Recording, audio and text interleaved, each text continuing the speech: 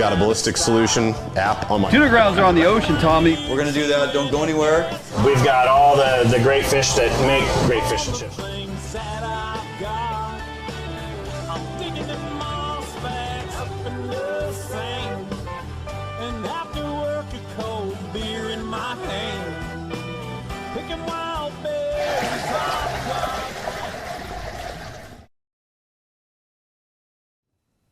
Hey, welcome to Fish Hunt Northwest. Wayne England, Tommy Donlin here in studio, located on the lovely shores of Summit Lake. It's beautiful. It's beautiful every time I come here. Yeah, isn't it great? Yeah. Eating out on the deck, another fantastic meal prepared by Somebody's got to do it.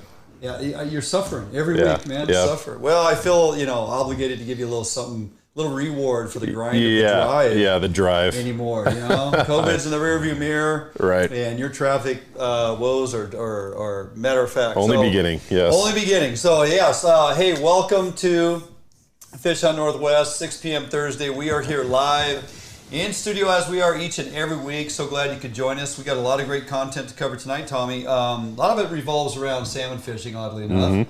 But what's going on this time of year? Yeah, tuna.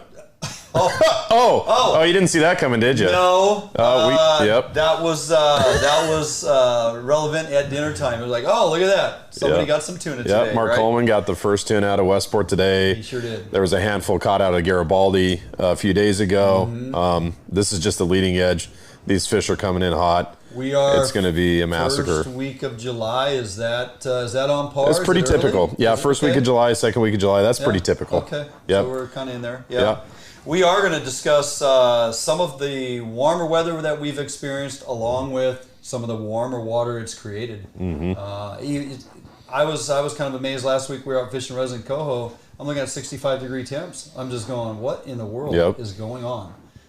That river water running into the Puget Sound in certain areas, you can dry it, right on through, and you're catching differences in degrees of a couple, depending on where you're at in Puget Sound. It's kind of impressive. So lots of warm water out there. Lakes are definitely warming up. It's definitely warm on the east side. We'll be checking in with our buddy Bill Herzog later on the show. Talk about that Upper Columbia Chinook and Sockeye opportunity. It is lights out in some regards. Those fish are staging up, and for good reason. Warm water and water temperature has a lot to do with that. We're also going to have a great bait discussion tonight that I'm really looking forward to. A friend of ours, Patric Gaffney, with Harbor Herring. Harbor Herring is connected here with us at Fish Hunt Northwest. We fish Harbor Herring exclusively, both herring and anchovy, and very, very pleased with the results. Fantastic job they do, and Patric has his thumb down right there on Harbor Herring, and we get a lot of questions about bait, and we too at times want to know more. So Patric's going to break it down for us tonight. Is there truly a green label shortage? Yeah, we're gonna get to what's on everybody's mind. Are there going to be green label available? Right. And blue label, or is it just going to be the firecracker size herring, the reds and the orange? So we're going to cover that tonight. We'll get into that, and then of course we'll check in with our buddy Matt Messin. I don't know if you followed him on Facebook as of late. He had a couple days here this last week. The Coho Fishing Area 10 is on fire. We had a fantastic outing last week. Took a couple buddies out, 3 buddies. Ken Witt, also a contributor to our webpage with the Hunting Dad, and Ken's been here on the show. Got him out there in Area 10. Had some great success, Tommy. A lot of guys were fighting for a bite that morning. It was decent weather, decent water. Not a huge tide. It's just one of those days where the bite was just off in the morning. Yeah. We just kind of kept finding them. I deployed some new little lures that I had made, and I was very, very pleased with the results. It just kept finding fish, and so I kind of felt like these things are working, making a difference. I've tried a handful of things over the years up there. These lures were producing. Eventually, short time into the morning, took all the spoons off, put all these mini hoochies on with what we had going, and just... And you're going to cover that. You're going to walk us through how to build those tonight. Yeah. And, novel alternative. Yeah. You're using other things, number 2 spoons or size 2 spoons or full-size hoochies, or maybe you rely on your ace high flies, whatever. This is just, again, another option in the toolbox. Right. If you're deploying 3 or 4 rods and you try something different on every rod, this is one to put out there. Yeah. And when it starts getting hammered, you're going to switch to this, I guarantee. What I like is, and you're going to get into it, I don't want to steal your thunder, but what I like about those is it's a completely different profile than your typical lure. Yeah. And, you know, it's when the bite's tough, and especially in Puget Sound, when everyone and their dog is out there trolling gear in front of these fish, and the fish are seeing it day in and day out, over and over again, the same thing, the same thing, the same thing. This gives them something different. They go, oh, I haven't seen that before. Wow, that looks good.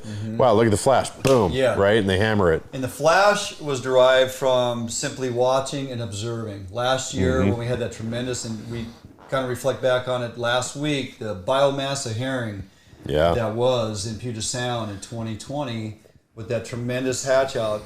We had by mid-July and August, we had the marinas just stuffed full of small herring swimming everywhere, 1.5 inch or so, 2 inch. Yep.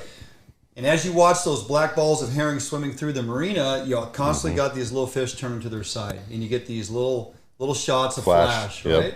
And I started thinking about that. I'm like, patterns that mimic or replicate the color of herring is one thing, but to put in a periodic flash and then to drag that behind a 360 so it's on a rotation, and now you have a flash that's kind of in a weird cadence and just looks really natural in the natural environment because it's not a straight line and it's not just traveling one speed, one direction, but it's got movement, it's got flash, it's got color, it's got attractability. We're going to get into all that in the bait lab tonight, so something to look forward to.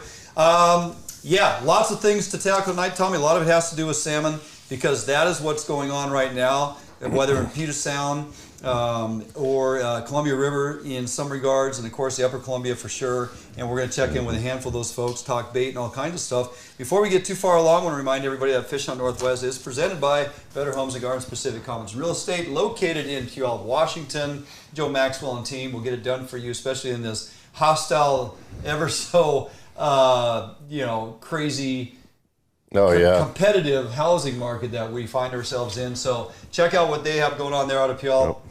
Better Homes and Gardens Pacific Commons. And of course, our good friends out at Defiance Marine located in Bremerton, taking care of you and all your boating needs, of course, with the ARIMA, the Defiance Series, and the Beloved Allied.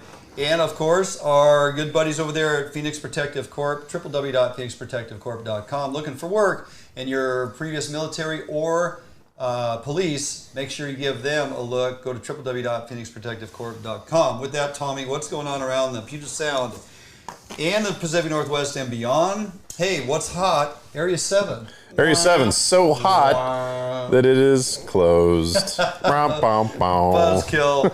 Here we were all fired up to talk about just how good Area 7 has been fishing. And it was. Oh, it's phenomenal.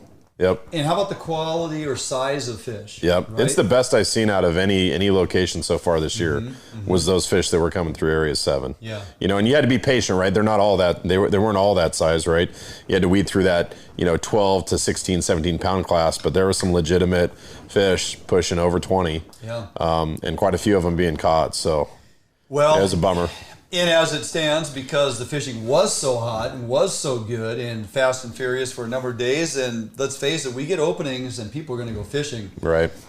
If you are trying to find a room anywhere in around CQ Nia Bay this weekend, good luck with that. Yeah. Even Forks is completely booked out simply because folks are making the trek to go fish CQ Nia Bay. So that tells you that in a number of areas, the salmon fishing is pretty doggone good, and folks want to get out and fish, rightfully so. Picking up the scraps from last year, not having good opportunity, minimal access. There's a number of things that have all kind of come together, but people want to fish in the fishing, and the reports that we're getting are just, in some regards, almost unbelievable. Yeah. Well, Nia Bay's picked up too, by the way. Yeah. So, last week I was saying, well, Westport's my number one, and Westport's absolutely still fishing really good. Really on fire. But, in Nia Bay, you can have 2 kings per person per day. Yeah. And either or, right? Clipped or unclipped. Yeah. And I got a handful of pictures from buddies this week, and it just absolutely beautiful kings, Chinook salmon just laying on the back deck of these boats, 2 per person. Casey Willis sent me a report. He's like, "Hey, it's really good up here. Are you coming up?" I'm like, yes. Yeah. And now my hands are shaking. Thanks a lot, buddy. Right. I've got the jitters. It's impressive. Very nice size fish. There's a number of fish. A lot of fish in that mid-teens, and there's a ample amount of fish in that 20-plus range. A handful of folks I talked to, predominantly a bait show, getting it done. And you know, these guys like to spin bait, and they have confidence in it, and they're getting it done. So right. I got to give a shout out to Erastus Jackson. He says, you know, we go back. This is coming from our O'Day family here. He said, when am I getting my invite to come out, Tommy Donlin? Hey, brother, you can come lift with me anytime. You got to come back to the weight room first, and then we'll get out on the boat. I got to see what you got. You got to pay your dues, right?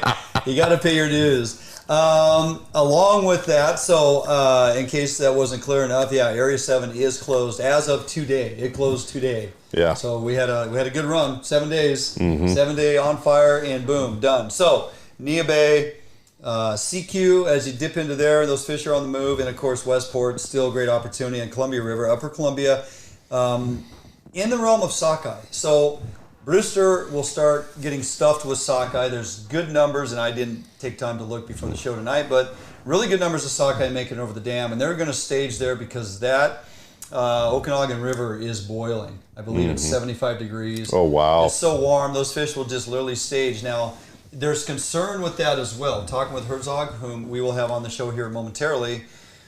100-degree days for upwards of almost a month now over on that east side in certain areas. As the water temperature increases, and especially that Okanagan River, when it gets to that temperature and won't drop down, those fish stage up in that Brewster Pool. Well, they can only remain there for so long. In 2015, we saw this. We had a really good return, much higher than there is right now.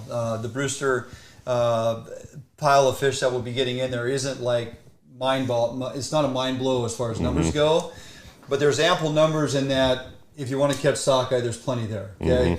That being said, they'll stage up. 2015, they staged up for so long, the water temperature began. If you remember 2015, extremely hot, extremely dry drought conditions. Water temperatures on the uptick. We literally had sockeye floating upside down and backwards out of the Brewster Pool, dying, boiling in the water. I mean, you saw these fish just floating down the river, sores all over them. I was over there fishing. There's sockeye floating down the river like it was humpies on the Puyallup that had already spawned. Problem is, these fish hadn't spawned because they're still in the Brewster Pool. They hadn't even navigated up through the Okanagan, clear up to Canada where they need to go. They're a long ways away from making it. Not even close. Not even close. Yeah. So we may see that once again. Just kind of depends how long they can hold out and how warm that temperature will continue to climb. So look for that. And that's really not, we don't want to see that on a year where we're already struggling anyway. Right. Speaking of struggling, Baker Lake is not going to open for recreational opportunity on the sockeye. Again, the numbers are coming in too low as a conservation measure. They're going to continue to monitor that fishery. That being said, pictures were sent to me today by some folks who were pretty hot under the collar in the fact that there are gill nets commercially harvesting those fish in particular areas, and yet they look at it and say, conservation stamp, we're going to close it to recreational. Yeah. I am all about the cohesiveness in some of the really positive work, as we've talked about on the show previously multiple times, in certain areas of the state where the co-managers and WDFW are working well together and rebuilding some of our fish runs, and some of the opportunities up on the Upper Columbia cannot just be pushed past without recognizing who's involved and why those fisheries are rebounding in some regards, okay? There's been some really good work done. That being said, when it comes to conservation measures, I always have to kind of grind my teeth when it always seems to be one-sided. If I'm wrong, then somebody contact us and correct us. But what I was sent is information that clearly outlines with WDFW's announcement that we are closing to recreational opportunity, and the other side of the fence, maybe not so much. So if it's truly conservation, all parties come out of the water. Right. Yep. If we're going to raise that flag, Tommy, I'm like, great. Then all parties come out of the water. So what process governs that particular season for those sockeye? We have the North of Falcon process, right? And that sets our ocean salmon seasons north of Cape Falcon. What in this particular instance, how does that work? It's all part of the agreed to fisheries, and there is a preseason forecast on that Baker Lake and that sockeye number that returns, right? And when they get to the fish trap, they start collecting those fish, and when they get certain amounts of them, they release them up and let them swim up in the lake, because they have to truck them up to the lake so then they can get to the other end of the lake and go up into the river and spawn. It's a numbers thing.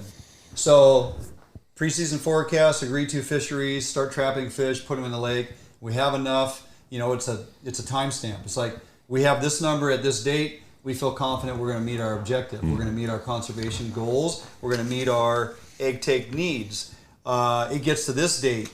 We don't have enough fish that we've put in the trap. We don't have enough fish that we've trucked up and released, so we can't allow a fishery. Well, if we can't allow a fishery and we have conservation concerns due to numbers and time of year, because let's say today's July 8th. By July 8th every year for a 10-year snapshot, the average of fish that should be in the trap on this date should be this, right? And on seasons where it exceeds that, we can look forward to a lucrative fishery. On seasons like this, when it's not quite there, we have to put in some conservation measures. I'm just saying, if that's true, then across the board, we're all on the conservation train, and everybody's out of the water. That's all we ask for. So, all right, lots of folks checking in here this evening. Appreciate that. Grab our content, spread it out there. Let's get everybody jumping over to our YouTube channel. You know, Facebook's been a little interesting as of late. For some reason, they don't like what you and I talk about sometimes. Apparently not. That's befuddling to me. I had to go. I went back and rewatched the show a couple times, and I don't know. I couldn't get it. It might be these shotguns sitting right behind me. You know what? That's probably what it is. This is offensive, and we apologize that we have 12 gauge shotguns sitting in the studio because we like to hunt birds. And deer. You know? Anyway, I don't know. So moving forward, we will continue to multi-stream our show out each and every week on Facebook and YouTube. Do us a solid, jump over to YouTube and make sure you subscribe. It doesn't cost you anything. All you do is receive notifications when we go live, when we post up new videos, when we put our how-tos and our recipes and all that there as well, duplicating our effort as we do on our Facebook page. But you can go over there to our YouTube page, our YouTube channel, pull it up anytime, peruse the videos and whatnot. You're going to get all the same content. And please take that YouTube channel, push it out to all your friends. Let's get our subscription numbers going up over there. A lot of our folks tend to follow us, Tommy, on Facebook, and that tends to start winding down now because Facebook has tightened the screws down on us. What they want us to do is pay like $100 a week so people can see our stuff. So you can actually see what we do here. And I refuse to pay the man because it's social media. Folks should just have access to our content. So anyway, howdy, Andrew. Nice for you to check in and see what's going on. Lots of folks checking in. We'll get back to your questions and comments here as we move through the show. As we go through the show and our guests are lined up, you got questions, fire them off here. We'll do our very best to answer them. Okay, jump out for a quick break. We come back. The general himself, Bill Herzog, from the east side. We're going to talk a little Chinook. Is it worth the time and effort? Are those fish quality? And we're going to talk about sockeye and the temperatures and all that pertains to the east side fisheries right here when we come back at Fish Hunt Northwest. Marine is the one-stop shop for the Pacific Northwest angler. Whether you are looking for a small skiff to fish the Sound or rivers or a huge offshore tuna machine, Defiance Marine has it. At Defiance Marine, be sure to power your boat with a Honda outboard package. Take advantage of the reliability and 5-year top-to-prop warranty on your Honda outboards. Our service department is always here to help and serve you as the customer. Did you know Defiance Marine has boat financing experts to help get you the best term rates on your new boat purchase? If you need financing for that new boat, call us today. We guarantee the best price, best service on a repower for your current boat. Defiance Marine is a Honda Premier dealership and one of the largest on the West Coast. Defiance Marine also carries all the gear that you will need. Everything from auxiliary kicker motors to fishing tackle and bait. Defiance Marine has certified technicians that are top-notch at their job. Some of the best in the Pacific Northwest at evaluating your boat issues and problems. Stop in today or give us a call for all your needs at Defiance Marine.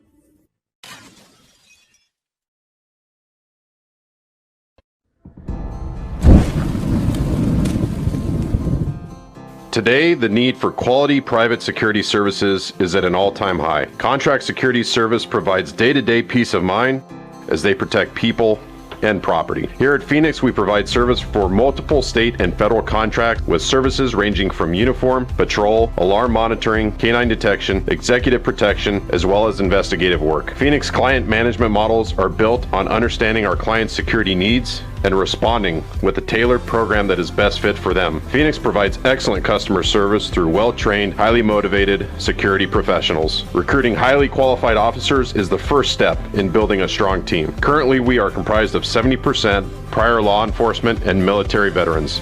If you are prior military or law enforcement, go to www.phoenixprotectivecorps.com and apply today.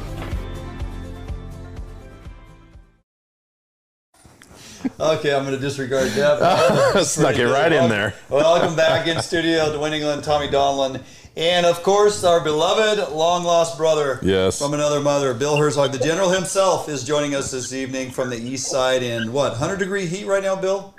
Yes, I'm standing on the dock here at Chelan Falls, and Big Jared from YBC just walked right past me. The boat's in the water. We're going to go out and try to get the miracle Chinook tonight. You know how that goes. Evening bite. Oh, yeah. You know, to stay out of that heat, I would use the massiveness of Jared and just hunker down behind him. It'd be kind of like an eclipse. Well, yeah, he casts a formidable shadow. It's kind of it's kind of nice. Yes, yeah. Yeah. So, people are like, boats are following us. They're all trying to stay cool and in the shade. Hey, let's start right out of the gate here. Let's talk about where it is exactly you are fishing. If you can kind of give us a geographical outlook as to where you guys are targeting Chinook this evening and throughout today. Well, we're backing away from the dock right now at BB Bridge at BB Park, right at Chelan Falls. The strange thing, well, what this weather is doing right now, it's creating a bite that's happening at the absolute crack of dawn. When you first see the color coming over the hills in the morning, to when as soon as the sun peaks over the top of the hill, it's over. You gotta make hay before the sun shines, I guess, and that's the whole key now is the early bird gets the Chinook. So what are the color schemes? What are the lures? What's your typical tackle that you're running for this fishery? Well, here's another deal. Normally we're using like super baits and Brad's cat plugs and all kinds of the stuff baits kind of things. But because we have warm weather, everybody's catching all their fish. It's a spinner bite, and then more spinners. It's really, really kind of a weird thing. But if you think about it, let's go back to what none other than the king himself, Buzz Ramsey, does at Buoy 10 every year when the Columbia runs a little hot. Dwayne, what does Buzz like to do when the water runs a little warmer than normal? What does he use? Well, he will be the first to tell you that put your bait away because it's no longer a bait show, and have confidence in your spinners. Yeah. It's spinners, and more spinners. Yeah. Mm-hmm. And it seems to be two things. There's chartreuse and green and Kelly green and and dark yellow. Are you kind of getting where I'm going here? Yeah. And when that doesn't work, you take the green off and put the chartreuse and green back on. Yeah, you put the other green on. There you go. The green and brass doesn't work. Put on the brass and green. There you go. What size spinner? What kind of spinner are we talking here? What size? Like a 3.5 Hildebrand? Exactly. 3.5 Hildebrands is what we're running. Number 2 would be the Red Racer, which is kind of half brass, half red with a yellow dot or chartreuse dot. There's that chartreuse again, right in the middle of the spinner. That seems to be number 2. And then if that one doesn't work, put the chartreuse one back on. Right. Yeah. Any scent, any type of scent at all on your 360 or on your spinner blade, or any scent at all needed? Well, it's always a good idea to put something on there, even if it's only helping you. If it helps your confidence, by all means, do it. Sure. So we're just putting any kind of tuna juice on there, anise, shrimp. I really don't think it matters. Right. A lot of guys aren't even bothering with scent. They're just running the spinner, and away they go, and they're doing just fine. And I've had pretty darn good success this year here. I've been out with our friend Mr. Vetter, and of course this morning with Jared and a couple other folks who've been out banging around, my buddies, and it's all in the same thing. It's a crack of dawn bite. We get this ferocious bite, and then it shuts down real fast. Instead of just a building bite up to like 8:30, 9 o'clock, you know, and but usually 9:30 shut off. It shuts off right when the sun peaks over the hill. If you haven't got your fish by then, get out the clubs, go to the links. Go to the links. Yeah. So when does it pick back up in the afternoon or the evening then? Right at last light? Yeah, we're going to find out. Last weekend, my friend Dan and I were all the way up at my little wonderful old place up in Brewster, which has been very good this year, by the way, for Chinook. Brewster got a little bite going on, but nothing but real ones. Big, hefty adipose fins, as big as pork chops. Yeah. So the natives are hitting, and they seem like they're getting wild fish, very aggressive wild fish in the evenings, and ones to take home for the barbecue, we're getting in the morning. Let's talk about the presentation on these spinners, Bill. So we're running these 3.5s. I'm assuming you guys are running 360s. Specific color? You just running standard, chrome or scale? Chrome. It really doesn't matter. Okay. I don't think, as long as we're running a 360, with a 24-inch, with like a 24-inch, whatever you want to call it. No, not a leader, but it goes between the flasher and your slider where your weight is. Mm-hmm. That's about 24, 25 inches. And here's the key running the spinner. We have been running 24 to 26 inches on the spinners, no longer, because we want the spinner to wobble just slightly. If you go longer, it tends to track straight and doesn't do too much. An aggressive fish will still grab it, but we're getting, you can get that spinner just to wiggle back and forth a couple inches, dynamite. Off you go. It seems to help. So say that again, your leader length to that spinner from your flasher, 24 to 26? Yeah, 24 to 20. Now, mind you, that's from the bottom of the flasher to the back of the hook. That's the entire leader, lure, everything, swivel package, the whole bit. Yeah. Mm-hmm. Okay. And we're running, when the current's cooking in the morning, we'll go 12 ounces to 16, and then like up down here at Chelan Falls, because we got a lot more current, we're running a little more lead, and like up at Brewster, where there's very little current, we go 8 to 10 ounces, and we're getting the same results. Mm-hmm. Talk to us a little bit, Bill, about how deep you're fishing, and then the other question that I have is really, when that bite shuts off, the sun comes up, are you still marking those fish on the sonar? I'm really curious about that too.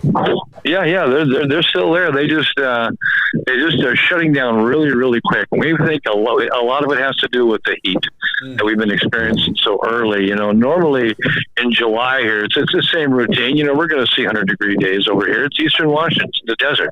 That's what happens. So you come over here and you're going to get these 95-degree days. Pretty common, but I think the early heat is just it's like anything. You see the workers outside. Well, when are they working on the roads?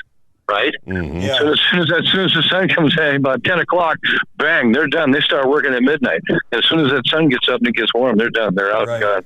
Sayonara. So it's be there early, and seems to be right at first dawn. We're getting them 21, 22, 23 feet, just enough. You watch your flasher go down right when your flasher disappears. Start there, and then as the sun kind of works its way up the top of the hill, we'll drop down 30, 34, 35 feet. Mm-hmm. And how deep of water are you fishing in?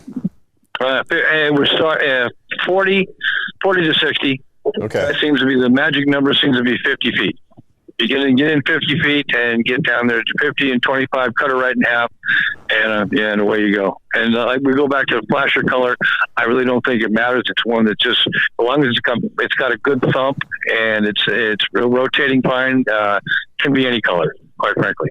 Gotcha. Let's switch gears real quick before we finalize this little charade. Let's get folks dialed in on some sockeye opportunity. Right now, currently, with the conditions as they are, where are these fish piling up? Where should folks focus on area as far as if they're going to commute from the west side here, get over there and want to go get some sockeye? Where should they be? And give me a quick breakdown on presentation that's going to get it done for them. Well, the sockeye bite in the morning has been just ridiculous. They'll bite anything. We're getting them all on king gear. It doesn't matter colors or whatnot. It didn't seem to matter. We get them incidentally. And this year we have two sizes of sockeye. Kokanee size fish that are literally 14 to 16 inches. Huh. And then we get these beautiful big ones that are 5 to 6 pounds. Nice. It's really trippy and weird. But it's not a bad thing. And we're not even pulling out sockeye gear. We're getting them incidentally in the morning. They're biting so well because I go like Brewster, for example. The sockeye bite up there has been just ridiculously good because the Okanagan is unfortunately 75 degrees right now. Mm-hmm. And the thermal barrier is doing what it does. It's keeping everything from going up there, and they're piling up. We don't have a ton of sockeye, but we're getting 5,000 a day over wells, and they're not going anywhere but getting in a big pile right off the mouth of they're sitting right there with the Chinook, and they're almost a nuisance. But as far as a sockeye limit of 2 per day, it's a guarantee. And I talked to the fisher's checker gal here, who says that because of the warm water, you expect a sockeye shutdown at any time could happen. Mm-hmm. Makes sense. The start of the show, I was reminding our viewers and Tommy what happened in 2015 when the Okanagan got so warm so early, and all them fish staged up, and then we were subjected to all them fish going belly up with sores floating down river, not ever reaching the spawning grounds. And we're actually still climbing out of the hole from that, Bill, because that was a 300,000 fish count that year, if I remember right. And we lost, it was good. Yeah, we lost 75% of the run, didn't even make it to spawn. So it could be very detrimental with these high heat conditions, and it's kind of scary when they start talking already a week in, and we're talking possible or probable shutdown in targeting sockeye, not because there's not enough swimming around the pool currently, but because of the percentage we'll lose to die off prior to spawn. What does that Okanagan river temperature need to get to for them fish to shoot on up that river? It's got to dry. It's got to drop below 64 degrees. Yeah, okay, 64. When it gets to 64, they'll start moving because that's anything above that, the oxygen's depleted, and they just can't hang with that. Yeah, so that's what gets them. But if you want a swamp sockeye, that's not a swell. I haven't even broke out the rascals yet this year. It's too easy, huh? I have not even broken them out yet. Yeah. So you don't need to. They're biting every color. They're from 12 feet to 50 feet. Big schools of them. That's kind of the bonus. You're going to get those sockeye, and if you can just kind of weed through them, and because we're not using bait, right, with the spinners, you can just release them until you get the bigger ones. Yeah. Nice. Okay. Which is kind of a bonus. Yeah, it's kind of a bonus. Awesome. Yeah, a little catch and release, good time, and get some quality fish. So, all right, as per usual, you hit it out of the park, my friend. Always fantastic information with you, buddy. And I'm a little jealous because you get to spend the evening out there with Big Jared trolling around trying to put a couple more Chinook in the boat. We're putting out rods right now as we speak. The rods are being deployed. All right. Well, go ahead and text me a photo when the first one hits the deck. It'd be my pleasure, kids. You guys have a great evening, and tomorrow morning we're going to go back up to where I used to be mayor. That's a hint. We're gonna be perfect. We're gonna be there in the morning. The bite seems to be a little bit better up there. Well, you guys have a great evening, and I'll talk to you soon. Okay? Thanks, have a good one, Bill. Good to hear from you. You be back later. Yeah, Herzog, always a class act. Always really good information. I hope you had your notepad out, took a few notes. If you plan to head to the east side, he makes it sound easier than anything just to go catch fish. And maybe it is right now, Tom. I don't know, right? But yeah, he said sockeye was a sure thing. Uh-huh. And then he said it sounded like a sleigh fest right until the sun came up for the king. So yeah, real quick. So get out there. Hey, we got a question here. If Area 7 was so good, why the shutdown? Well, because it was so good. We're quota-based fishing here, folks, and encounters in some regards in certain areas does count against our overall quota, right, Tommy? So catching and releasing sublegals goes against us. Fish retention goes against us. And the formulas they use, because they don't have enough boots on the ground to truly gauge how many fish are being caught. So there's guesstimates and estimates, and they're trying to stay within the restrictions that were. We have to keep it within inside the quota numbers. We can't go over. That would be detrimental potentially. Yeah. It's all about conservation. We have an opportunity. We take advantage of that opportunity, but we don't exceed what opportunity they give us. So they monitor it very closely. Yeah, I mean, it's kind of ridiculous when you think of it, right? You think our fisheries have gotten to a state where in a given part of the state we can only offer a 1 week fishery. Yeah. I mean, that's crazy, right? When you actually, if you took that anywhere else to any one other, California or Florida, Texas, and you told them, you got 1 week to fish for swordfish. Yeah. They're going to tell you to go pound salt, right? Yes, they are. And I mean, I think it just really underlines the fact that we need to have a major recovery effort for our hatchery fish. I agree. Right? We've been struggling for years, and we've been fighting a lot of groups that are anti-hatchery. And until we fix that problem, we're going to continue to have these really short seasons. Yeah, last season's blackmouth fishing in Area 10 is a prime example. Right. That was a 13-day window, yep. if I remember right. And something like that. Yep. Right? And then no winter blackmouth in the San Juans. Correct. I mean, it's Yep. There's, in case they didn't get the memo, there's quite a few more people in the state of Washington now. 11% on average are still fishing. And so when you increase to 7.5, approaching 8 million folks, and 11% of them are fishing, card-carrying members of the Fishers Club. That gets to be a lot of people on the water. Case in point, CQ Nia Bay right now. Again, as I mentioned at the start of the show, try to find a hotel room. Given the opportunity, and when the reports come out, and people are, social media is what it is, people come out, right? And that Area 9, Area 10 Chinook opener on July 16th, I'm going to be on the water. And I'm going to have my bumpers around my boat because it's going to be a little crowded out there. All right. And just so on that note, we're at 18% of our quota for Kings in Area 4. Which is Nia Bay. Okay. And then Westport is only 13%, which is good. Yeah. And so we just need to continue to stay away from the Coho. Yes, stay off the Coho. And the Chinook season will continue to roll on. Deep into the Chinook number. Let's make it a point to not leave 40% of our opportunity on the table. Yeah. Right? Yep. And we do that by staying off those little Coho early season. That's how we do that. So, okay, and we can delve deeper into that here in the next week or two. For sure. We're going to start slapping hands, tell people to stay off the Coho. Okay, that was Over the Rail with Bill Herzog, presented by Defiance Marine. Check out everything they got going on at www.defiancemarine.com. We're going to jump out for a quick break. We come back, fisheries, what you need to know. Okay? And we're going to This is going to be a good one. Dial up our friend Patric Gaffney with Harbor Herring.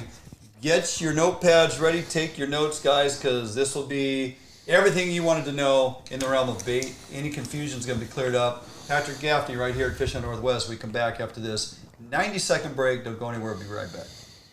Coho, an outdoor emporium, is the largest local outfitter in the Northwest since 1975, providing thousands of people affordable outdoor gear.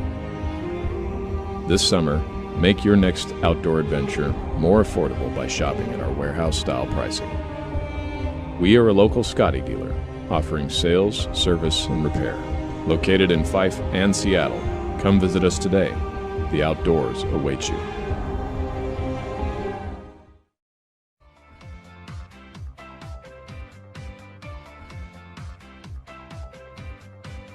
It's easier than ever to browse homes and connect with an agent on the go with Better Homes and Gardens Real Estate's mobile app. With the app, your home search is synced across all of your devices, so you can pick up your home search anytime, anywhere. Take full advantage of an enriched, mobile-optimized map search experience. Use location services to quickly find homes near you that match your search criteria. Draw your own map boundaries to find homes in a specific area, and apply layers to view school districts, neighborhoods, zip codes, and more. The app's user-friendly design makes it easier than ever to find a home you'll love. Narrow down your search results, save your search criteria, and save your favorite homes.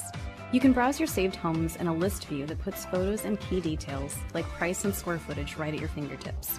Or check out your saved homes displayed on the map.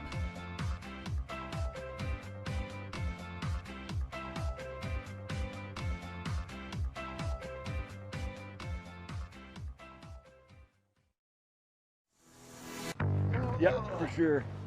Oh yeah, big fish. Yeah, buddy. Nice fish.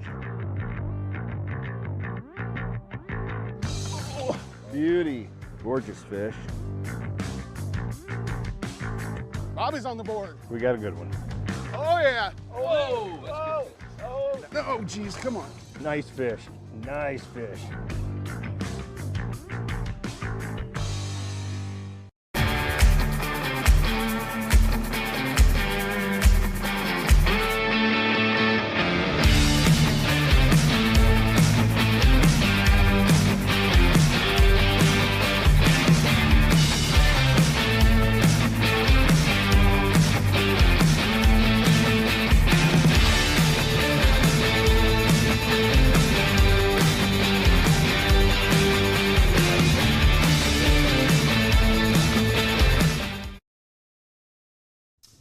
Hey, welcome back, Fish Hunt Northwest. Wayne England, Tommy Donlin here in studio. A little something we like to call fishery is what you need to know, Tommy. And first up on the docket for this particular segment, brought to you by Better Homes and Gardens Pacific Commons, is none other than Patric Gaffney, owner of Gaffney's Guide Service. A lot of guys don't know he still guides when he can, when he's not so buried in all his responsibilities to do with harbor herring. And that's why we got you on the phone tonight, Patric, is we want to kind of drill down on what it is all about in running a bait company, harvesting, and the whole entire process when it comes to bait, herring, and anchovies. So welcome to the program, man. First time we've had you on. Yeah, I appreciate the opportunity to spread the word. Absolutely. Right out of the gate, Tommy. Right out of the gate. Yeah. What's the deal with Green Label? Are we going to see some Green Label this year? They are coming. They're coming. They are coming. Yep, we got red labels out there right now, and if I had a crystal ball and I was to take a guess, I would assume probably within a few weeks those reds will start turning into green labels. So there's going to be greens, but the problem is there's such a high demand is can everybody get their paws on them? Right. Yeah, that's a good question. Is the supply going to meet the demand?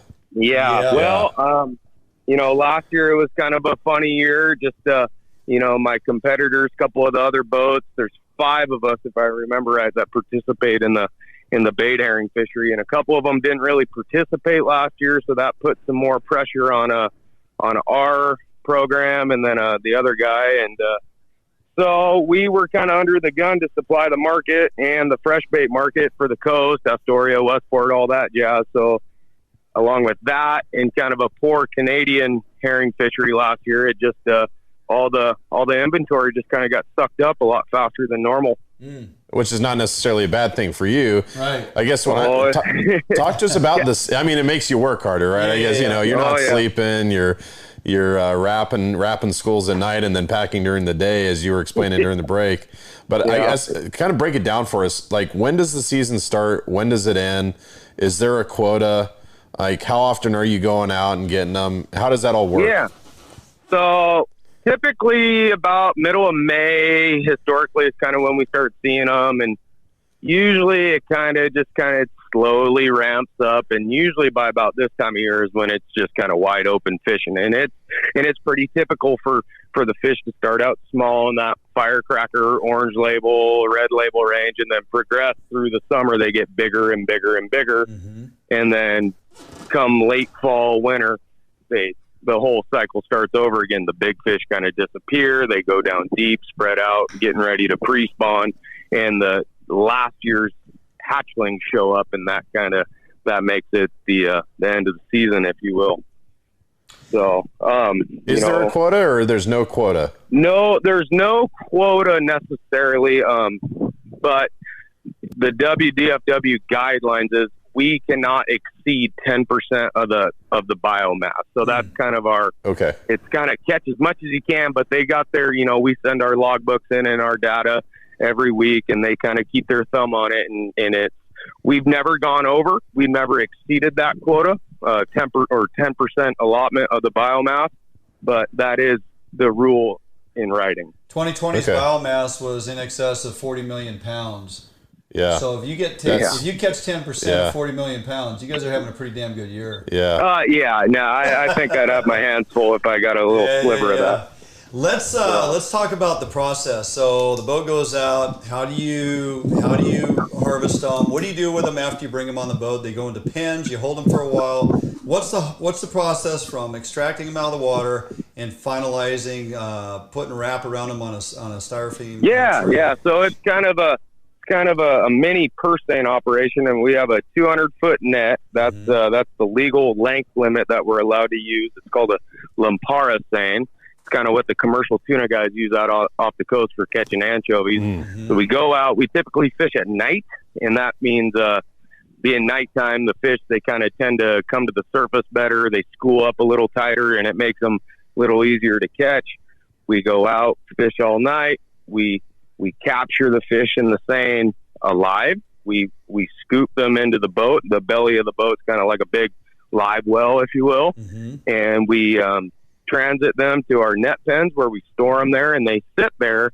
And we, at our company in particular, we try to do a minimum of 2 weeks starve time. Oh. And and that's a really big, crucial part of our operation. What keeps our quality up is we have enough net pens where we can do that.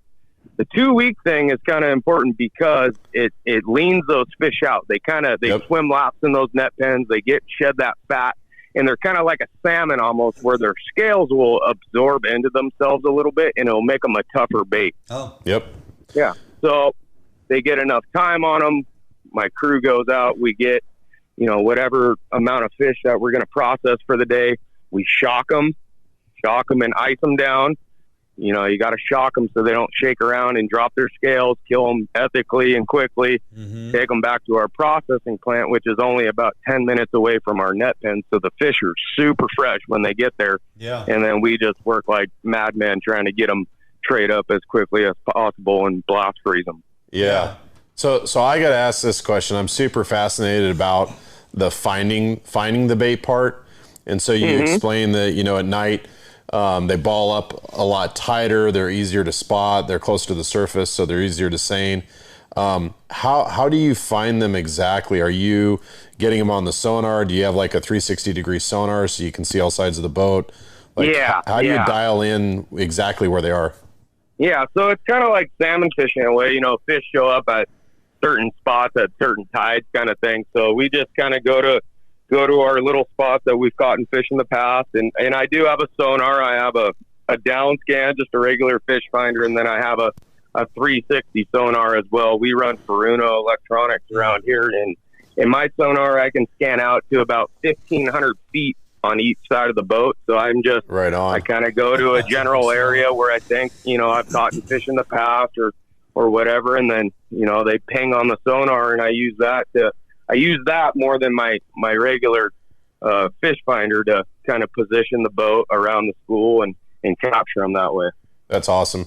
Yeah, the 360 sonar, it's a trip. We should meet up with Patric and go check this thing out. I'm sure it's like the ones they run in San Diego for tuna. Oh yeah. So it's like it's a telescope that pops out the bottom of the boat and scans this huge swath of water, right? And crazy imaging. Yep. Yeah. Yep, for sure. Hey, so on the consumer side of things, Patric, and this is a question we get often, especially for folks who maybe just started fishing the saltwater, just started utilizing bait, herring or anchovy. When I walk into the store, obviously if it says harbor herring, I know I'm getting good bait. But what am I looking for in good bait? I open up that freezer, there's herring, there's anchovy, their eyes are maybe completely blown white and frozen over, and there's ice crystals all over the bait, or... what am I looking for? If there's blood in the tray, what are some of my concerns? How do I know I'm getting good quality bait? So whether you buy our product or someone else's, what you want to look for is you pop open the cooler. Contrary to what some people think, you want to find those white eyes in herring. When the inside, the pupils of the fish's eyes are white, that is a telltale sign that the fish have been frozen extremely quickly.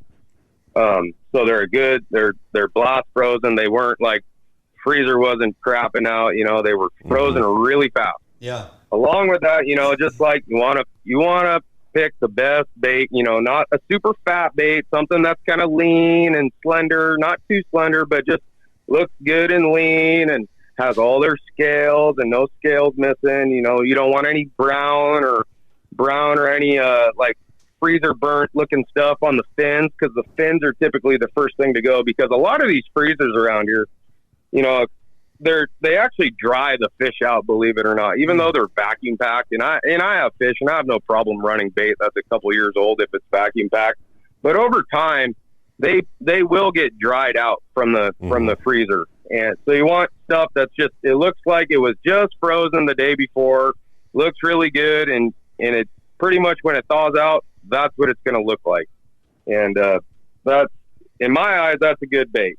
Just as long as it's kind of slender, you can tell it's been starved out, the eyes are white, and it's got all its scales. Because if it has all its scales, it tells you a couple things. The bait's been taken care of, and it hasn't been sitting around in a net pen for too long or not long enough. It's just got the perfect amount of starve time on it, and it's going to be the premier bait for you to go fishing with. Yeah. Let's talk about the other side of this coin. So you got dead bait, obviously. That's the bulk of the bait that you produce. Is there anybody that requests, or do you distribute any live bait to anybody within the Puget Sound? Yeah. So this year we finally, kind of been a work in progress, but we finally got Point Defiance Marina. We got that up and going again. So they have live herring again after, it's been 5-6 years, I think now, but they got their net pen in there, and I put some fish in there. So Point Defiance has live bait. Narrows Marina has live bait as well. That's not my fish, but that's another option. And as far as other places around in regards to live bait, I don't know. But those two places for sure have it. It's man, I would pay a premium to have live herring in pick your port, CQ, Nia Bay, La Push. We have anchovies in Westport and Ilwaco for the tuna run. Right. But man, I mean, you would absolutely murder and slaughter the lingcod. Oh my god, if you had live herring. Yeah. And I mean, even like, why not Edmonds? Yeah. Why not Elliott Bay? I mean, it seems like there's a real market there. That's not being taken. Well, the commercial herring fishery in Puget Sound, it's been around for years. I mean, since the 50s, and it used to be a lot bigger of a thing. I mean, there was dozens of boats back in the day doing it, and it's just like anything, things have kind of constricted and whatnot. But I mean, every little bay up and down had a herring boat fishing out of it. But throughout the years, it's actually the fishing. I wasn't around back then, but the fishing, from what I've been told, is a lot better than it used to be. There's a lot of herring, and there's a lot of anchovies around, and it's just a healthy ecosystem in my eyes.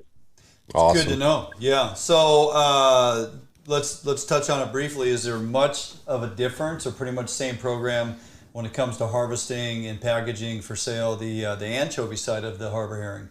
Yeah, so anchovies is kind of new to us, but, we've been just taking the approach. We're kind of just treating it just like the herring, and it's been working out.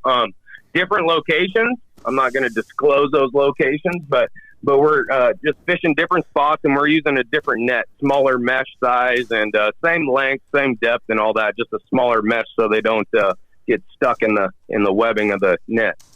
When you come up on an anchovy school versus a herring school, like, can you tell, looking at your sonar, that those are definitely anchovies, or not at all? Not at all. They look exactly the same. So it's really spot dependent then. Yeah, it's at least here in Puget Sound, it's really location dependent. I got the spots where we've always caught herring, and we kind of been trying to do this anchovy thing for a while now, and just kind of poking around, just like any fishery. You just kind of start to figure it out and put the pieces of the puzzle together, and kind of got on them a little bit, and just doing our thing, putting them up for everybody. Right on. Hey, Patric, at the start of our conversation during the break, you had mentioned that you guys are pretty much slammed. Things are good, finding lots of bait, got a lot of bait to package. In other words, you need some help. So you're hiring. Is that what we're understanding? Yeah, I'm always in the search for crew. We're always looking for laborers to help us put up fish. So you can give me a call at 253-432-1126, or shoot me an email, pgaffney253@gmail.com. And it's a good thing for a local kid in the Tacoma Gig Harbor area. We're kind of a small family operation type of deal.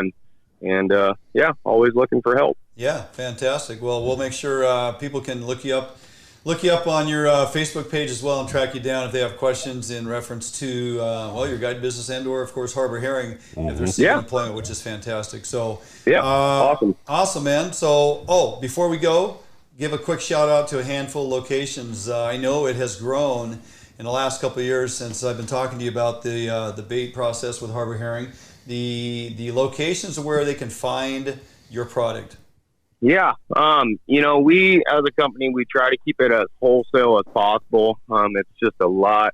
My phone wouldn't shut up if I was trying to sell bait to everybody. So I try to push the love out to everyone else, but Sportco is kind of the one around here in Fife. Down in Westport, Hungry Well gas station has it. Tackle Time down in Astoria. It's kind of all over the place. Or just shoot me a message from where your location's at, and I can let you know better. Perfect. All right. Awesome. That was good stuff. I mean, I'm geeking out over this. I really want to, man, if I could ever just be a fly on the wall of your boat, Patric, I just want to see the process, the seining process, you know. I'm just absolutely fascinated by, you know, bait. I mean, you know how I feel about bait, right? Oh, yeah. So, well, maybe we'll have to trade a tuna trip for a herring trip. Awesome. Hey, let's do it. Let's do it. Good to come out and film it just so we can show here in the show of what the process is as you go from start to finish, end product, and how it ends up in the freezer. That'd be kind of cool to watch. So, all right, buddy. Cool. Really appreciate you jumping on with us tonight, man. Appreciate you taking the time. Yeah, no worries. I'll talk to you guys soon. All right, take care. Yep, thanks. Patric Gaffney, Harbor Herring. Also, you know, very successful guide, especially out here on the coast. He loves his fall fishery when it comes to Chinook and Coho and whatnot. Yeah. Often run into him out there on the river in the drift boat, huh, Jordan? And he's always got a smile on his face. I tell you what, that guy is always smiling. After working, you know, day in and day out from May through September, you know, I'm sure he's smiling, right? Because he's done looking at herring for a while. Well, he used to be a professional crabber on a crab boat up in Alaska. So stopped doing that at the exact right time. That is for sure. Yeah. So good stuff. All right, we're going to jump out for a quick break as we do. A couple minutes on the docket there. We got a few questions to answer here, Tommy. So we'll try to get to those. We come back in. Going to dial up Matt Messin, no stranger to the show, via phone or actually here in studio. We've had him sit here with us. Yes, we have. He is obviously back this time of year, one of his beloved fisheries, Puget Sound. We're going to talk resident Coho, successes and failures, and how it continues to kind of be on the uptick. He's been posting some pictures here the last couple days with great numbers of resident Coho. We'll kind of delve into that topic, and we'll kind of do a little, I don't know, look into the glass window of what maybe this up and coming anticipated Chinook fishery on the 16th opener for Area 9, Area 10 in Puget Sound, in that area that he loves to fish. So don't go anywhere. Matt Messin, Messing Around Charters, jumping on here with us, resident Coho and Chinook. We come back right here at Fish on Northwest after this quick break.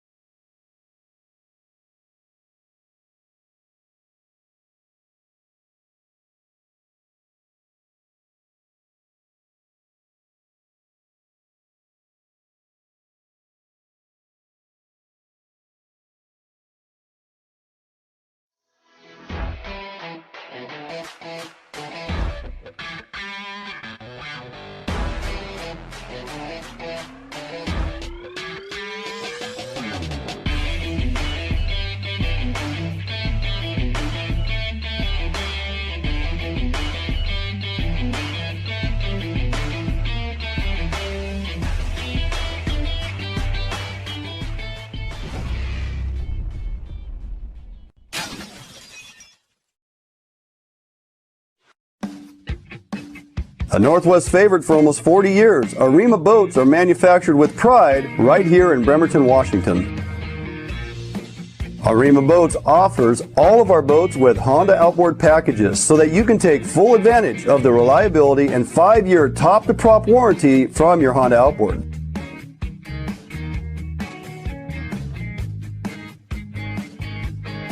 With literally thousands of Arima boats on the water throughout the Pacific Northwest, Arima boats are a proven hull design that offers incredible fuel economy and all of the amenities that a serious angler is looking for. All Arima boats are built without any structural wood materials. That is why we back our boats with a lifetime warranty. All of our Arima boats are designed to maximize deck space while also providing ample seating. Contact us today at Arima Boats for all your boating needs and let us help you get out on the water.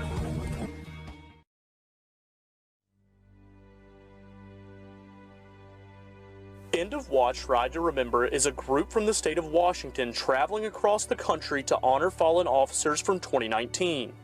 End of Watch organizer Jagrut Shah says they want to show departments who've lost partners and friends they are not alone. I wanted to bridge this gap that we have and bring back to the department, let the deputies or the officers know that their lost has not been forgotten.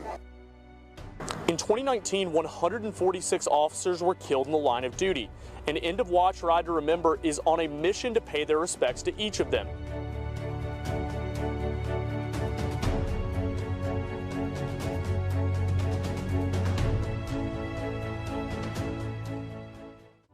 For us, it's just important realizing that the men and women in blue everywhere should remember that they haven't been forgotten. We're not forgetting them.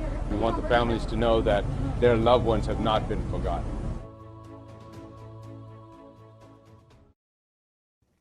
Hey, welcome back, Fish Out Northwest. We're here in studio as we are each and every Thursday. If you're just joining us, appreciate it. Got some new folks jumping on the old text deal here tonight, Tommy, putting up some messages and asking some questions, so that's all good. Got some folks that after all that herring talk, they want to just grab pickled herring. Pickled herring. Yeah. Pickled herring? Yeah. Yeah. I had an ex that liked pickled herring. She's an ex for a reason. Oh, because she liked pickled herring? So I'm not down with the pickled herring, but more power to you. Hey, this segment is In Our Backyard, presented by Phoenix Protective Corp, and our guest tonight on In Our Backyard is none other than Matt Messin, Messing Around Charters. And speaking of pickled herring, he is a fan of pickled herring, but that is when it comes to Chinook fishing. Isn't that right, Matt? That's right. That's my favorite spoon. Mm-hmm. Oh, yes. Yes, indeed. Yeah. Anybody that's eating bait, man, you got to think twice about them. Yeah, no kidding. I mean, we were over on the east. We were over on the east side this last weekend talking about sturgeon. I met this random guy at the beach, and he was talking about sturgeon fishing. He's like, anything pickled. I'm like, anything pickled? What do you mean? Yeah, for sturgeon. For bait. For bait. Yeah, for bait. Like he's eggs? like, eggs? you wouldn't believe it, Tommy. Guys are using pickles. They're using pickled asparagus. They're using anything you can go to the store and buy that's pickled. For bait. For bait. For sturgeon. Huh. Maybe just soak your bait in vinegar. Apparently that's a thing. Soak your bait in vinegar. You're yeah, right. Matt. Right. Yeah, exactly. That might be what's triggering them, right? That that Hmm. vinegar smell. So, hey, you've been out there on a pretty consistent basis, much more than I, so I'm a little bit jealous. Chasing after these resident coho. And gosh, man, is it consistent? Is it hot and cold? How would you summarize from the opening bell of what you've experienced the last week and a half or so? Yeah, so I'm out there about twice a day, and this is the most hot and cold season I've ever been a part of. Just when you think you're getting dialed in, man, these fish just go, never mind, I don't want that. Now, are you still seeing them on the sonar when the bite dies or they're not biting? Like, are you still seeing those fish, or is it like? Yeah, no, it's loaded. Okay, it's like. I've got one on the back now, and it's like I almost want to turn that off because customers are like, "Hey, look at all those fish! Why aren't we catching them?"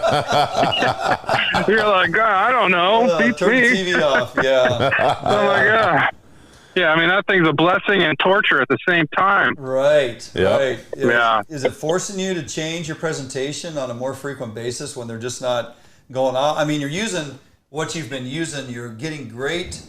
Mornings and some of your afternoon times you've gone back out there and duplicated it, and then you just go stone cold. Are you changing stuff up then, or what's going through your head when that happens?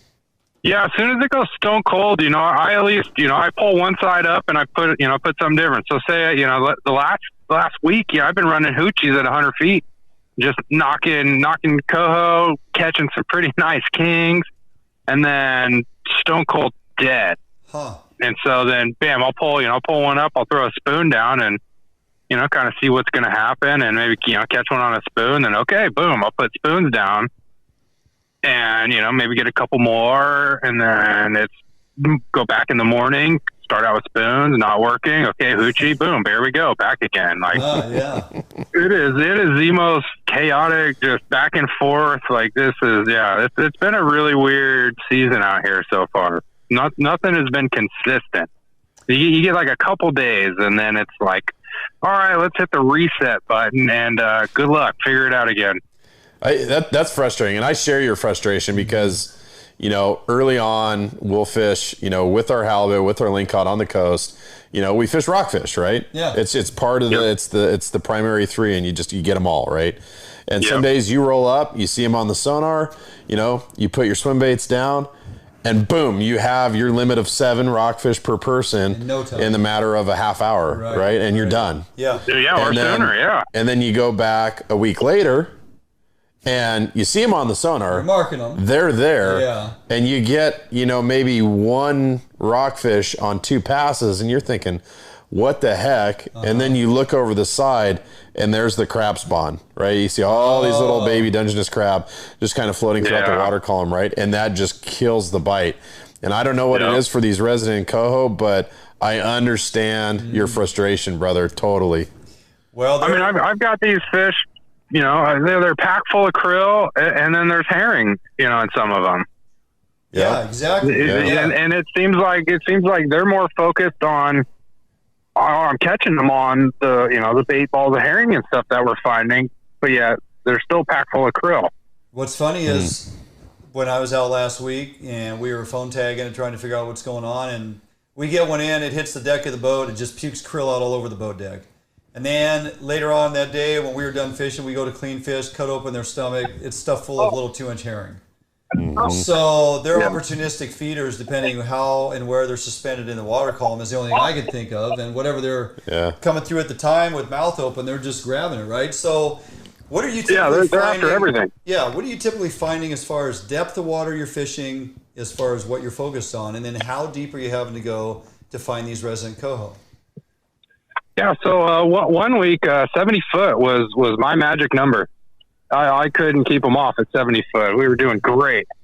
And then all of a sudden it became 100 foot was the magic number. And it's like they're just going deeper and deeper on us. I don't know if you guys been down 120 feet, we're getting them. And then, like we had the other weekend, we were right next to each other. You caught them at 30, 45 feet. Yeah. I was catching them at 100 foot. Yeah, exactly. Yeah. I brought mine up to 30, 40 foot. Nothing happened. You put yours to 100 foot. Nothing happened. Right. Yeah. I went back, caught them. We're in 200 to 250 foot depth of water. The opening first few days, like Nicky Kessler's out there, he's in 600 foot of water getting them, 35, 50 feet down. So that's what the norm should be. Right. Out in that deep water, right in the middle of the shipping channels. Up on the surface. Getting them. Mm-hmm. Now, are you trying to track like the rip lines where you got 2 currents kind of meeting up? I mean, once you're in that deep water, Matt, what are you looking for? Yeah, out in that deep water, that's what we look for. We look for those rips. Usually I try to get right next to one of those rips to where I'm not getting my lines all dirty. But that's what I look for. But now, I've completely abandoned rips. I don't even care if there's one out there. Almost, I'm working the shelf out there and stuff, and just kind of. I'm trying to find those, the concentration of bait. Yeah. What do you think about the size of fish? There's a lot of fish in that average of 3 to 4 pounds, and we're pulling a few fish out there that are a good solid 5 pound for a resident coho. It's pretty impressive. It's getting better. Yeah. At first, they were kind of little dinks, and then I think within the last week or two, it's like, okay, there's some good fish here. And I know me and a couple other guys, I think we've got some early ocean fish that have come in. They're bigger than the rest. They're a little off color. They're a little bit lighter, kind of different colors than the other ones. Yeah, and whatnot. It would make sense as there has been a handful of pinks already caught, so it's not like the coho couldn't be coming in already as well. based on conditions and what have you. But let's talk a little bit about. Let's talk a little specific, Matt, on colors of hoochies that you are relying on, and is that a full-size hoochie, full-size big 5-inch hoochie, and what color, also, what's that leader length behind your flasher? Yeah, so I'm running full-size 11-inch flashers. My kind of go-to hoochie is that chartreuse splatterback. Yeah. And then, God, I forget what the other one is. I am a little colorblind, so some of the colors look a little different to me. That could be a problem. Oh, yeah. Yeah. It was honestly, it kind of became a blessing one year. A bunch of my buddies said, "Hey, let the colorblind guy pick out some lures and stuff," and man, we hammered some fish. Matt's like, put on that brown one, and then he was like, "Yeah, that's yellow." Yeah, that's blue. So maybe I see like a fish. I don't know, Yeah, but maybe you do. But yeah, my hoochie leaders. I mean, they're short. I mean, they're pretty short, so they're back there just whipping around. Yeah. And I mean, that seems to be working really well. And from what I've talked to with some of the other guys, it seems like for spoons, it's been long. Long has been the key too for those guys. Interesting. Okay. Yeah, but yeah, that chartreuse splatterback. I mean, with a UV twinkle skirt, like that's kind of my big time go to. Mm-hmm. The Kings have been hammering on it too. Yeah, I kind of think I know what you're going to be using opening day on the 16th. Right. Yeah, maybe that, or maybe an army truck. But yeah, full size Uchi. I'm not cutting them short or nothing. Straight up out of the package, throw it on there, get after it. Yeah. Okay. Pretty cut and Yeah, dry. it's been working good. That's perfect. my plan. That's how I roll. Keep it simple. Yeah. So hey, we are going to approach that Chinook opener, and for all intents and purposes, I mean, I think opening day is going to be pretty productive, potentially. Moving in and past through into that as we get into the latter part of July and into August, what do you got for opportunity? You got Coho and Chinook opportunity, days open, your boat stuff. What can folks expect? I'm pretty booked out through July, but as we come into August, I've got some openings. In September, I've got quite a few. For how many Coho and Pinks are coming in this year, I think September is going to just be on fire. I agree. And I've got a lot of dates still available for September. I think everybody's just kind of rushing to get out right now. Yeah. But I've got a pretty good feeling like September is just going to be on fire with the Coho and all the Pinks. I think the Coho derbies are going to be pretty doggone fun. I think we're going to see a lot of fish. I think they're going to see some good fish. Yeah. I think they're going to see some good fish this year for the every Coho derby. By the way, we have a pro tip of the day submitted by none other than Andrew Moravec. He says, pro tip of the day, follow Matt's boat. Yeah. So there you go. By the way, Matt has a 25-foot Defiance San Juan. It's like the Admiral, but it's got the Alaskan bulkhead on it. It's a nice looking boat. Yeah, it is a good looking boat. So that's how you find Matt. That's how you find Matt. Yeah. There. Look for those islanders. Look for those San Juan Islanders. Yeah. Wait, you're running Islanders? Oh, I do. That's an option. If guys want to run them, I got them. No, let's not. I got them. It's fun. Let's not. No. All right, buddy. Hey, I run Dakotas all day unless I'm fishing. There you go. There you go. Right on. Yeah. All right, we are coming up against a break. Always a pleasure, my friend, and don't be a stranger. I'll see you out on the water there very soon. We're going to head out Absolutely, to the guys. for a couple of days. We'll be back in the Sound. So. Yeah, have a good one, Matt. All right, buddy. Take care. All right, guys. Good talking to you as always. Thank you. See you all right, later. Always a good guy to hang out with, fish with. What we need to, the knuckle buster thing, it bugs me. I hate running them, but we should have somebody on that is like just a huge proponent of your Islander style reels, your center pins, your knuckle buster. Yeah. I think we should have a friendly debate about the pros and cons of a conventional reel. We could do that. Versus a knuckle buster. I think it'd be really entertaining. Yeah. Yeah, it'd be a good conversation to have when you are in a mixed fishery where you're to release wild fish. Yep. And you're torturing them with that 1-to-1. Right. I don't know who's getting tortured more, the fish or me. Yeah. But yes. Exactly. So, all right. That was our buddy Matt Messing. Always a pleasure to have him on the show. Andrew's not too far off. You see Matt out there cruising around. He's usually putting fish on the deck.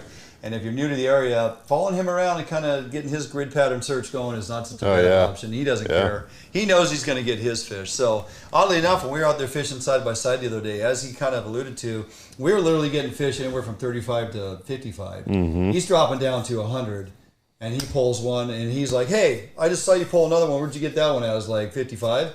Where'd you get the one before that? 35. I mean, it was random. It's just a common thing. Boats come up alongside each other. How deep you fishing? And I'm like, well, how deep is your sonar telling you your fish are at? Right. They're at 90. Well, then I would fish 90. Yeah. I mean, just the thought. Or 85. You stay above their head. They look up. So, you know what? Rely on your electronics. Get some good electronics. Get some Ray Marine electronics. truly see where your fish are at. Well, with my Axiom Pro, what I love is I can see my downrigger balls. Yeah. And so you can literally see on the screen, you'll see that king come up and start following your downrigger ball. Yep. And for me, that's a no-brainer, right? You need to either speed up, slow down, turn, bring the downrigger up, right? Cycle that rigger. Because if that fish follows for more than a minute, that fish is going to lose interest and they're going to be gone, right? That streak across the screen, right? That elevation change, yep. And then you're like, oh, okay, drop the ball, raise the ball. Yep. Sometimes a simple change like that, and then boom, rod's coming out of the game clip. over. So, yeah. All right. Hey, we're going to jump out for a quick 2-minute break. When we come back, we're going to be in the bait lab. Some of the stuff we talked about with Matt as it reflects on these resin coho.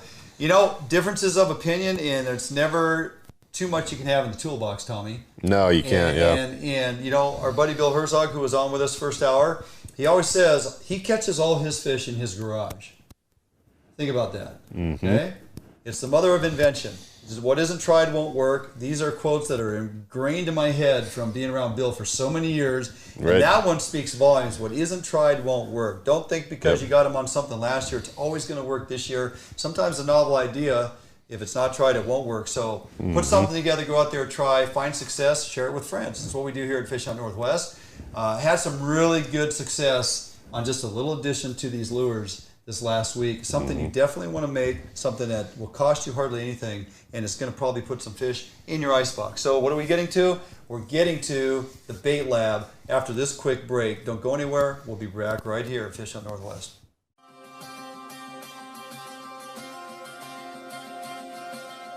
Allied boats are built by West Coast fishermen for West Coast fishermen. Deep V 21-degree dead rise at the transom guarantees a smooth ride no matter the conditions. Allied offers all of our boats with Honda outboard packages so that you can take full advantage of the reliability and 5-year top-to-prop warranty from your Honda outboard. Allied boats range from 19 to 32 foot in length, so no matter what type of heavy gauge boat you are looking for, we have it for you. All of our Corsair 21-foot and larger designs come standard with reverse chine that is welded inside and out with no extrusions below the waterline, so that you will never have to worry about corrosion problems down the road. Get out on the water today in a boat that you can trust and enjoy with Allied Boats. Contact us at Allied Boats today to learn much more about our incredible fishing machines. New days, new beginnings. New friends, new loves, new dreams, new goals, new scenery, new job. No matter what the next chapter holds, Better Homes and Gardens Real Estate will be there to help you find the new that's right for your lifestyle at any stage of your life. Better Homes and Gardens Real Estate. Expect better.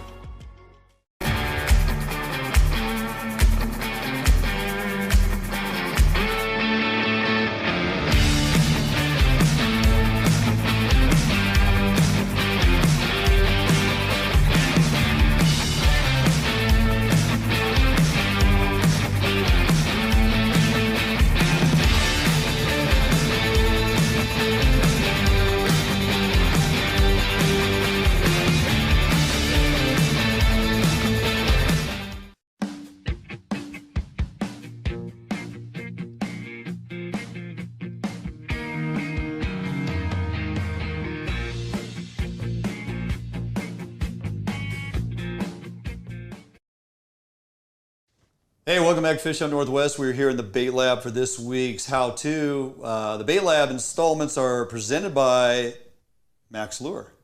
Almost forgot what I was going to say. Max Lure.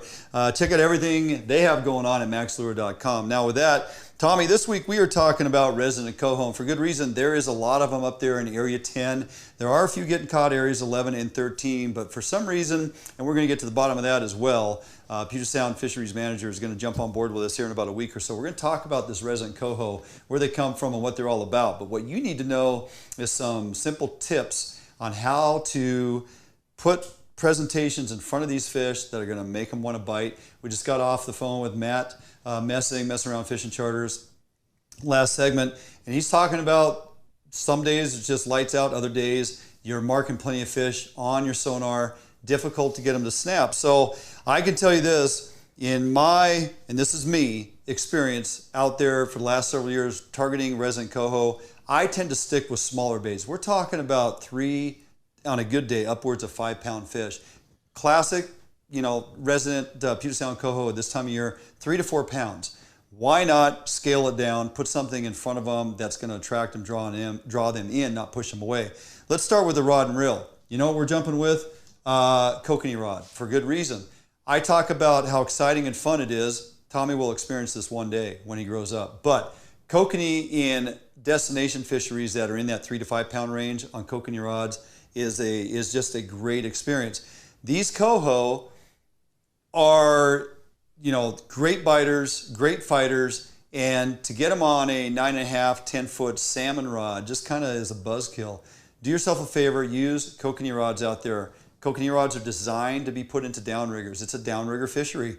Use a kokanee rod, spool it up with 40-pound braided line, okay? Put a top shot on there of about 30 feet, because that's a good distance for your setback. So I put a top shot on of no more than 40, typically 30 feet of 20-pound fluorocarbon, okay? The reason I go with 20-pound is because you will, every once in a while, hook a Chinook. Now, they may not be the real big Chinook, because you can if you want to, but I don't typically go deep because I want to stay off of the 10+ pound Chinook on my kokanee rods. So I'm really trying to target the upper water column and go after those small resident coho. If you do get that bigger Chinook, 8 or 10 pounds, you got 40-pound braid on, you got 20-pound monofilament top shot, and you're going to run a 15-pound test leader. You can get those fish in. The biggest takeaway there is you're not giving up a bunch of gear. You're not losing your flashers, you're not losing your spoons, you're not losing your gear. Every time you hook a Chinook and break them off, it's costing you money, and that's not what we're in for. So go with your kokanee rods, 40-pound braid, 20-pound top shot, no longer than 30 feet, 15-pound leader. Tie your rigs up on 2/0 hooks, perfect size for the size of fish we're targeting. I go with the 8-inch flashers simply because of less drag. I don't need an 11-inch rotating flasher out there. These 8-inch Pearl Trolls work fantastic.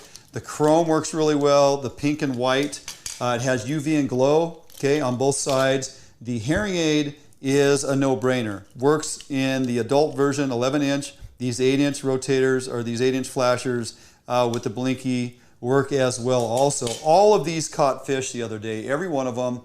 And really what set us apart and what I think made the difference is a little alteration I did to the lures. Now, if we look at our spoons, we got our Hearing Aid patterns, we got our pink scale, we got our solid pink, we got cop car. Some of these I put small 2-inch hoochies behind, always favorable when targeting coho and especially pink salmon, which will be coming in later on.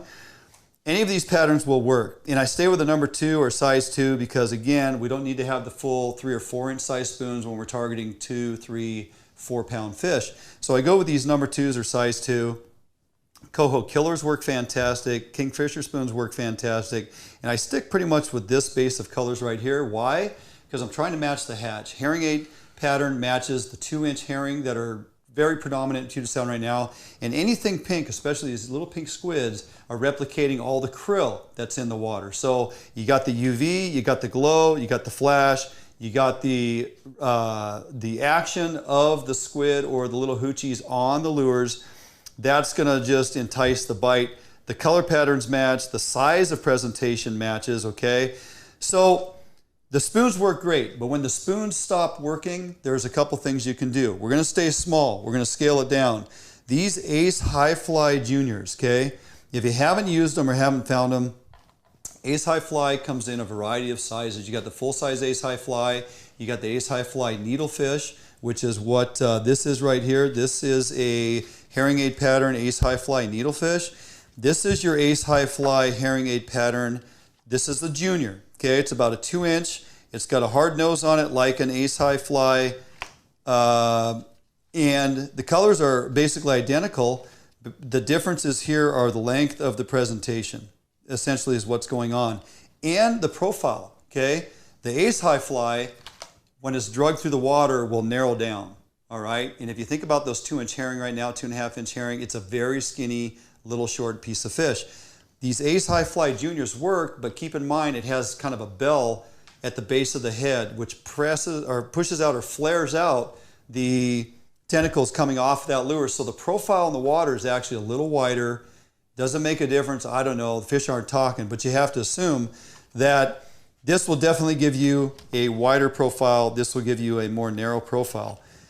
Basically, all I'm doing is I'm taking these Ace High Fly minis, these juniors, I'm tying a mooching rig, so to speak, with 2/0 hooks. I put a 2-finger width spacing between those hooks. I put a bead on top that rests against the bell underneath these Ace High Fly Juniors and set that down on there. The only thing I changed is I'm putting a bead on there as a bearing, and I'm using a .08 size Max Lure Smile Blade, okay?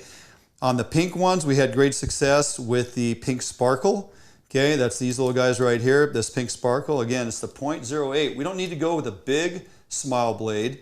We're simply going with the .08 because we're adding a little extra flash, a little extra action, vibration, and color. This chrome scale worked out well.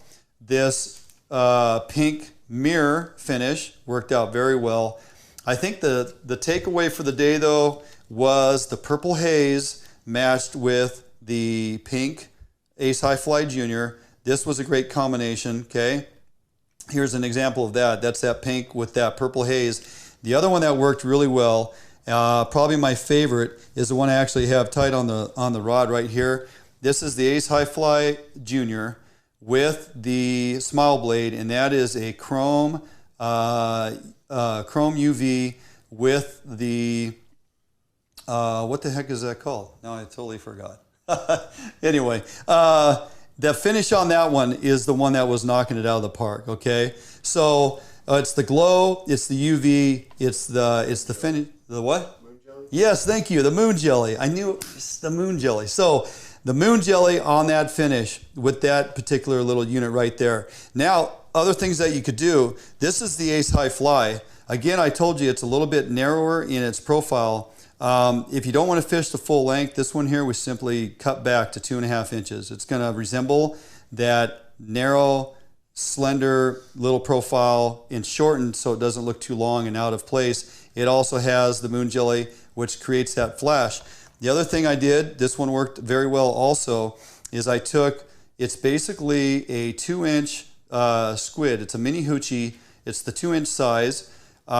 Inserted is a glow. Okay, same exact size, same exact pattern basically, but it's the glow with the herring aid pattern pulled over the top. So now I have glow, I got UV, I got the herring pattern, I have the flash of the moon jelly, smile blade. They all worked. They all worked. The key here, I believe, and Tommy and I were kind of talking about it at the start of the show tonight, that little smile blade on there gives an infrequent, not a steady cadence, but a random cadence of flash. In nature, nothing goes in straight lines. Nothing is, specifically on time.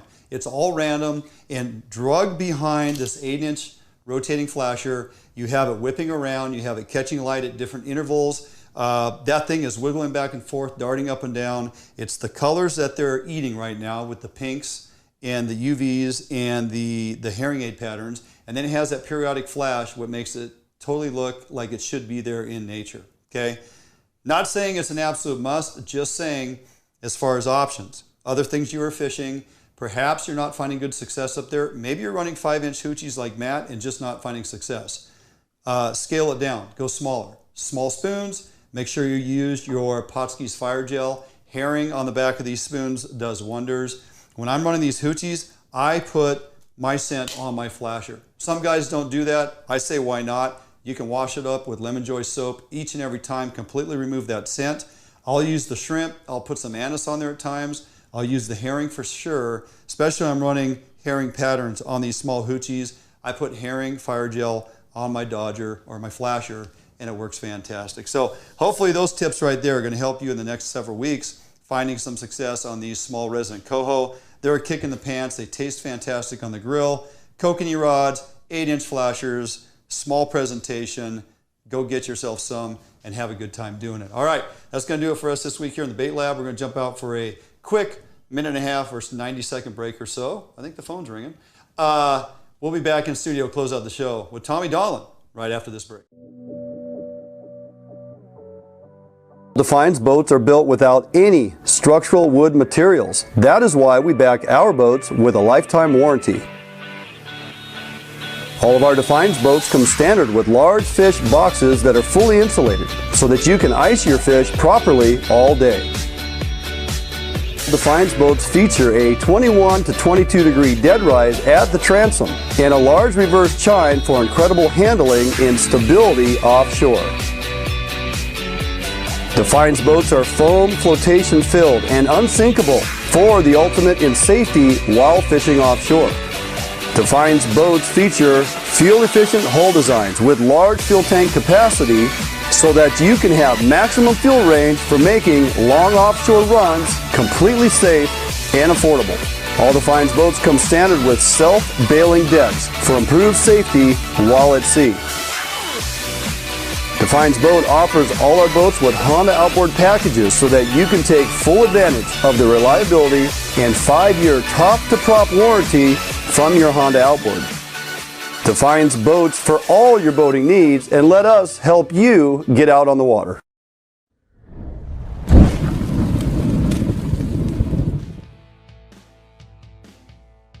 Today, the need for quality private security services is at an all-time high.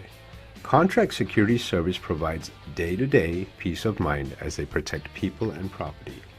Phoenix Protective Corporation strives for excellence. Above all, Phoenix security officers are managed by leaders trained to inspire and encourage greatness. Here at Phoenix, we provide service for multiple state and federal contracts, with service ranging from uniform, patrol, alarm monitoring, canine detection, executive protection, as well as investigative work. We here at Phoenix are looking for highly motivated individuals to apply. If you're a vet, retired or active, and would like to work with us, please apply. Hey, welcome back in studio as we wind down and close out the show. Moon jelly, Tommy. Moon jelly. Moon It's jelly. all about that moon jelly. It's all about that moon jelly. Got yourself some moon jelly? It's a big word for me this time. Yeah, right? yeah. Anyway, hey, so I mentioned it last week, digging through the WDFW regulation fishing pamphlet online, and I was trying to wrap my head around management areas as it referred to in the marine areas, and it was all listed under management areas. For some reason, of course, going back in there this week, poking around looking, and it now says, it's now really actually titled Marine Areas and Rules. Oh, okay. Yeah. So it was just a temporary mistake. I don't. Maybe they heard it from a handful of folks or whatever. I don't know. I actually messaged our buddy Tom Ryle and I go, "What is going on in your online stuff?" Because that's kind of in his realm, but not really.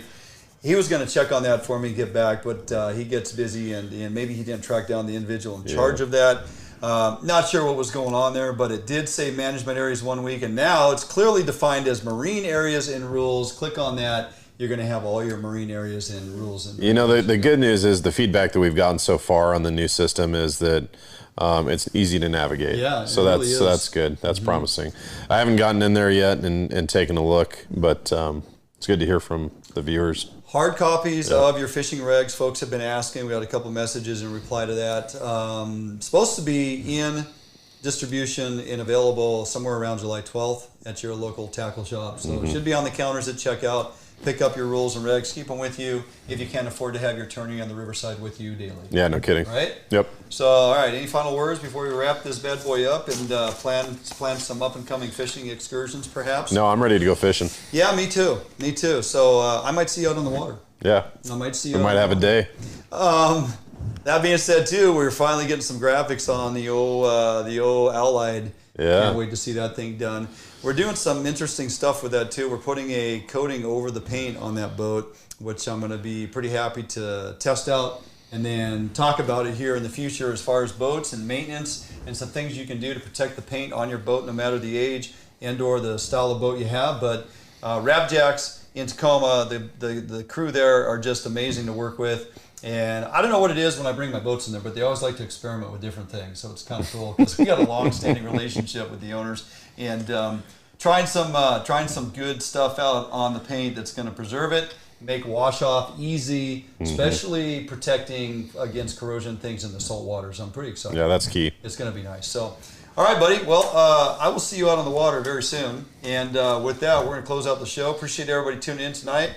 A lot of good content tonight. Guests were fantastic. I want to thank Bill Herzog, Patric, Gaffney, and of course Matt Messing. Always stellar performances by those three gentlemen anytime we can pull them in. So you have questions, comments, concerns, questions about your fishery, pretty much anything, you can message us either on Facebook via Messenger. You can make comments or send messages via YouTube as well. Tommy and I, as often as we can, peruse those. You can also hit us up. Go to www.fishhuntnw.com to our webpage. We have a messaging email opportunity there as well. That is one area that I got to get better at checking. I'll get messages stacked in there for 3-4 days. Oh, yeah. Get back. Got too many email addresses, man. It's a full-time job. It's a full-time job. Yeah. We need to hire somebody to take this thing over. So Jordan? Yep.